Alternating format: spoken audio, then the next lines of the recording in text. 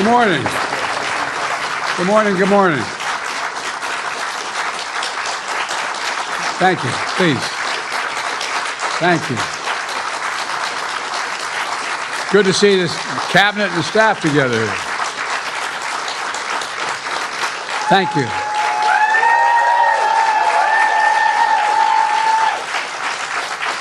Thank you, thank you, thank you. Please. Thank you, thank you, thank you. It's good to see you all. Particularly good to see my granddaughter sitting in the front row here. Hi, Finn. How are you, honey? For over 200 years, America has carried on the greatest experiment in self-government in the history of the world. And that's not hyperbole, that's a fact. We're the people. The people vote and choose their own leaders, and they do it peacefully. And we're in a democracy. The will of the people always prevails. Yesterday, I spoke with President-elect Trump to congratulate him on his victory.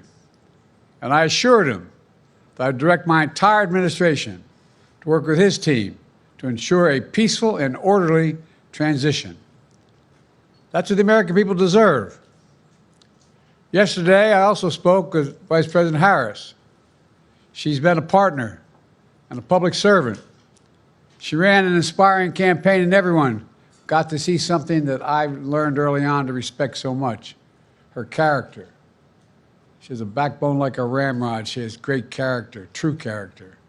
She gave her whole heart and effort, and she and her entire team should be proud of the campaign they ran. You know, the struggle for the soul of America, since our very founding, has always been an ongoing debate and still vital today. I know for some people, it's a time for victory, to state the obvious. For others, it's a time of loss. Campaigns are contests of competing visions. The country chooses one or the other. We accept the choice the country made. I've said many times, you can't love your country only when you win.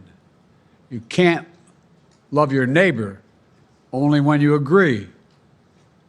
Something I hope we can do, no matter who you voted for, is see each other not as adversaries, but as fellow Americans.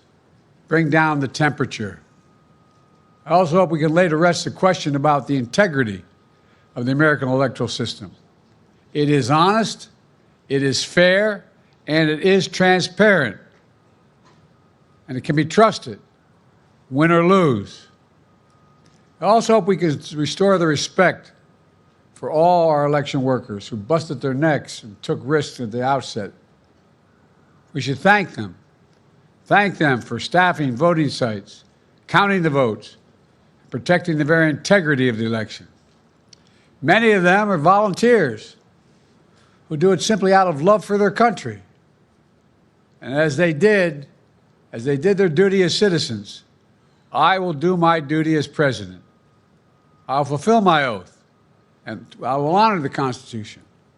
On January 20th, we'll have a peaceful transfer of power here in America. To all our incredible staff, supporters, cabinet members, all the people who've been hanging out with me for the last 4 years, God love you, as my mother would say. Thank you so much. You put so much into the past 4 years. I know it's a difficult time. You're hurting. I hear you and I see you. But don't forget all that we accomplished. It's been a historic presidency. Not because I'm president, because what we've done, what you've done. A presidency for all Americans. Much of the work we've done is already being felt by the American people, but the vast majority of it will not be felt over the next 10 years. We have legislation we passed that's just only now just really kicking in. We're going to see over $1 trillion worth of infrastructure work done, changing people's lives in rural communities and communities that are in real difficulty because it takes time to get it done. And so much more it's going to take time, but it's there. The road ahead is clear, assuming we sustain it. There's so much we can get done.